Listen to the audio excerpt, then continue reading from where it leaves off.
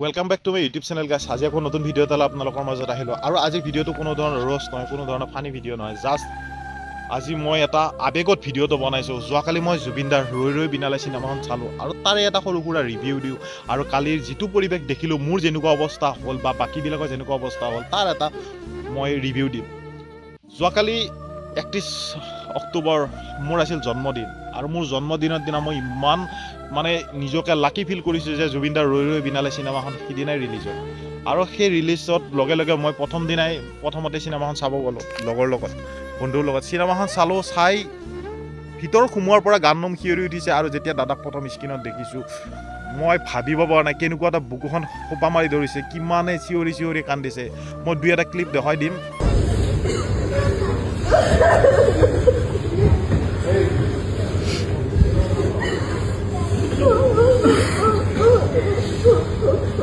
ভিতৰত এনেকুৱা এটা পৰিৱেশ যিটো ভাবিব পৰা নাই। মোৰ হাতখন কঁপি আছে, মই মানুহজন কঁপনি উঠি আছে।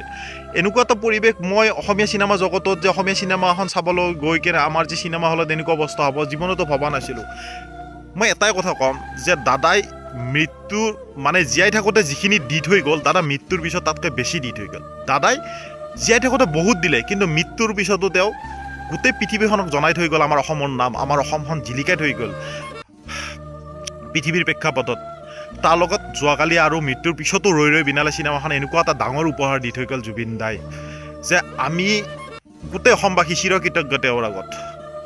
তেওঁৰ এই ঋণ কেতিয়াও পৰিশোধ কৰিব নোৱাৰোঁ। আৰু মানুহে কয় যে আৰু বহু বছৰলৈ বোলে জুবিনদাৰ নিচিনা কোনো বোলে জন্ম নাপায়, কিন্তু মই কওঁ যেতিয়ালৈকে পৃথিৱী থাকিব তেতিয়ালৈকে জুবিনদাৰ দৰে কোনো ব্যক্তি গোটেই পৃথিৱীখনত নোলাব।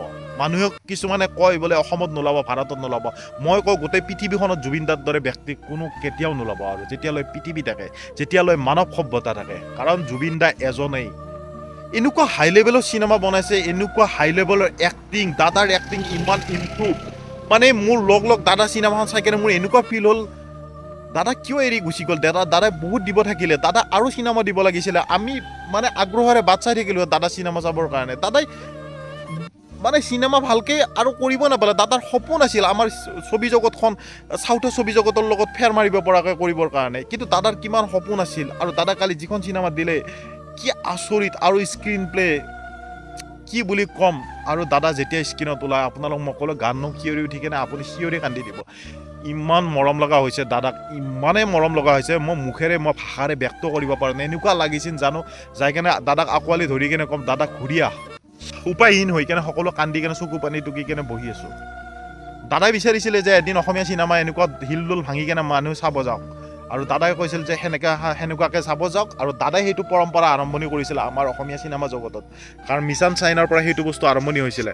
আৰু দাদা ছাকচেছ হৈছিলে, সকলোতে ছাকচেছ। দাদা বিফল কেতিয়াও নহ'ল, সকলোতে যি কাম কৰিছে। দাদাই এজন এনেকুৱা ব্যক্তি আছিলে, দাদাই যদি ৰাস্তাত পৰি থকা পাথৰ এটা লাই দিয়ে সেইটো শুনা হৈ যায়।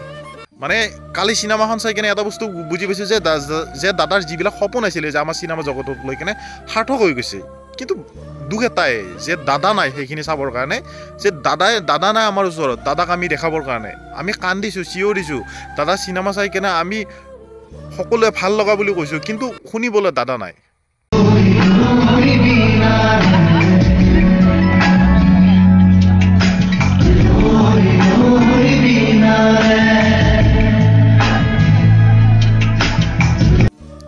এনেকুৱা এটা ফিল। আৰু শেষত চিনেমাখনৰ শেষত মই চিনেমাৰ কাহিনী একো নকওঁ, কিন্তু চিনেমাখনৰ শেষত এটা এনেকুৱা গান প্ৰত্যেকজন অসমবাসীয়ে হুকাই কান্দিছে সেই গানটো শুনি কেনে, সেই গানটো চাই কেনে। মই ভিতৰত কান্দিছোঁ, মই বাহিৰত আহি কেনে, হলৰ বাহিৰত আহি কেনে হুকাই কান্দিছোঁ। বহি লৈ কেনে কান্দিছোঁ, থিয় হৈ কেনে চিঞৰি চিঞৰি কান্দিছোঁ। মই জীৱনতো কেতিয়াও এনেকৈ কান্দি পোৱা নাই, আৰু মই নাকান্দোৱে বেছি। মোৰ বেছিকৈ চিনেমা চালে না মোৰ বেছি হাঁহিও উঠে কমেডি চিনত, আৰু না বেছিকৈ মোৰ চকু পানী ওলাই কোনোবাটো ইম'চনেল চিনত। কিন্তু দাদা চিনেমাখন চাই মই ভিতৰতো কান্দিছোঁ, মই বাহিৰতো কান্দিছোঁ, মই হুকা কান্দিছোঁ, চিঞৰি কান্দিছোঁ। ওচৰৰ দুগৰাকীমান মাইকী মোক কৈছে বোলে যে, মাইকী মানুহে মোক কৈছে বোলে যে বাবা নাকান্দিবা, যি হ'ল আৰু কি কৰিবা। আমিও সকলোৱে আৱেগিকে হৈ আছোঁ নিজক চম্ভালা এনেকৈ কৈছে তাৰপিছত কেইজনীমানে ছোৱালী আছে ল'ৰা আছিল সিহঁতে কৈ আছে বোলে দাদাহঁত এনেকৈ কান্দি কান্দি ওলাই আহিছে আমি কি সাহত ভিতৰত সোমাই যাওঁ মানে এনেকুৱা পৰিস্থিতি হৈছে সকলো যাওঁতে কান্দি কান্দি সোমাই গৈছে আহোঁতে কান্দি কান্দি আহিছে আৰু মানে চিনেমাখন এনেকুৱা চিনেমা বনাইছে অলপো খুটি নাটি ধৰিব নোৱাৰে কোনো ক'ব নোৱাৰে যে কিবা এটা ভুল হৈছে কিবা হৈছে ইমান ধুনীয়া চিনেমা বনাইছে আৰু ইমান ধুনীয়া প্ৰেজেণ্টেশ্যন ইমান ধুনীয়া স্ক্ৰীন প্লে আৰু গানকেইটাৰ কথা কি ক'ম আপোনালোকক দাদা কিমান হাই লেভেলৰ কাম কৰি থৈ গ'ল ইমান হাই লেভেলৰ গান বনাই থৈ গ'ল আৰু যেনেকুৱা টাইপত শ্বুটিংবিলাক এনেকুৱাকৈ কি ভাষাই দি বুজাম মানে এনেকুৱা হাই লেভেলৰ কাম কৰি থৈ গ'ল গোটেই অসমবাসী ৰাইজক ইমান ধুনীয়া উপহাৰ দি থৈ গ'ল দাদাই জীয়াই থাকোঁতে যিমান দিলে মৃত্যুৰ পিছতো তাতকৈ বেছি দি থৈ গ'ল দাদাই আৰু সেইখিনি কাৰণে আমি গোটেই অসমবাসী চিৰকৃতজ্ঞ তেওঁৰ ওচৰত মই কিছুমান হলৰ পৰিৱেশ দেখাই আছোঁ আপোনালোকক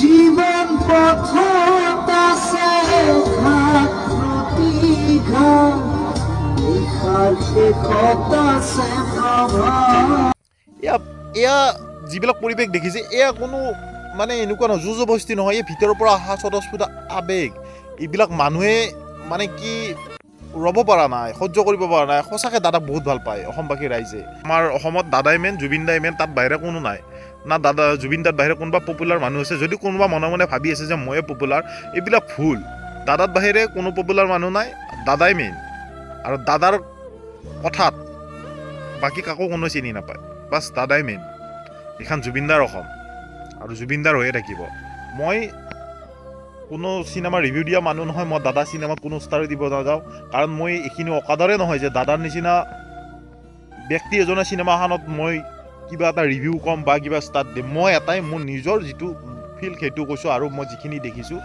যে আমি নগণ্য মানুহ আমাক এনেকুৱা সুখী কৰি থৈ গ'ল চিনেমাখন দেখাই কেনে যে আমি যদিও কান্দিছোঁ কিন্তু সুখ এটা বস্তু পাইছোঁ যে দাদা ইমান ডাঙৰ এটা উপহাৰ দিছে শেষত এইটোৱে ক'ম যে চিনেমাখন সকলোৱে চাওক গোটেই অসমবাসী ৰাইজ হওক যিবিলাকে চোৱা নাই সকলোৱে চাওক একেদিনে চোৱাটো সম্ভৱ নহয় লাহে লাহে চাওক চিনেমাখন বহুত দিনলৈ থাকিব আৰু সকলোকে আশা কৰোঁ যে জুবিনদাৰ এই স্মৃতিটো সকলোবোৰ স্মৃতিয়ে জুবিনদাৰ সকলোবোৰ স্মৃতি আমি সযতনে ৰাখিবৰ কাৰণে চেষ্টা কৰিম জুবিনদাৰ আদৰ্শমতে আমি চলিম আজি জুবিনদাৰ আদৰ্শ মানিছোঁ আৱেগত কালি যদি আমি নামানো নহয় কালি যদি উল্টা পুল্টা কাম কৰোঁ নহয় জুবিনদাক বেয়া পোৱা কামবিলাক কৰোঁ নহয় জুবিনদাক ভাল পোৱা শ্ৰদ্ধা কৰাৰ মূল্য একো নাথাকিব কিন্তু সেইকাৰণে জুবিনদাক যদি কোনোবা সঁচাকৈ ভাল পায় সঁচাকৈ শ্ৰদ্ধা কৰে সঁচাকৈ যদি জুবিনদাৰ প্ৰতি মৰম আৱেগ আছে তেতিয়াহ'লে জুবিনদাৰ প্ৰতি আজি যিখিনি শ্ৰদ্ধা দেখাইছে যিখিনি জুবিনদাৰ দেখুওৱা ৰাস্তাটোত আজি যেনেকৈ চলিছে সদায় চলক অসমৰ বহুত আগুৱাই যাব অসমখন কাৰণ জুবিনদা নিচে ন জুবিনদাৰ যিটো আদৰ্শ কিমান আগুৱাই গ'ল অসমখন আমি